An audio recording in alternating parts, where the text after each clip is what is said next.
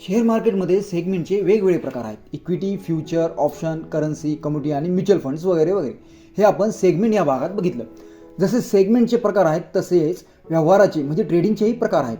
Intraday, positional आणि delivery या तिन्ही पद्धतींचा आपण पुढे स्वतंत्र सविस्तरपणे स्टडी करणारच आहोत. परंतु तूर्त या भागात त्यांची ओळख करून घेऊया. इंट्राडे ट्रेडिंग एक दिवसाचा व्यवहार म्हणजे दिवसभर केलेली ट्रेडिंग. हा व्यवहार आपणास ट्रेडिंग प्लॅटफॉर्ममध्ये पोझिशन या मेनूमध्ये दिसतो.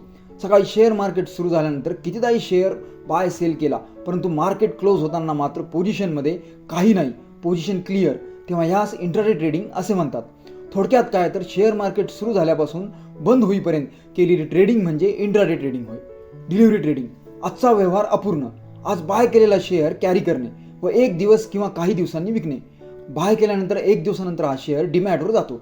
ट्रेडिंग प्लॅटफॉर्ममध्ये आपणास होल्डिंग मेनूमध्ये दिसतो, कारण बाय केलेल्या शेअरच्या रूपाने आपण त्या कंपनीचे अधिकृत हिस्सेदार बनलेले असतो. थोडक्यात काय तर short term long term trading म्हणजे डिलिव्हरी ट्रेडिंग होय.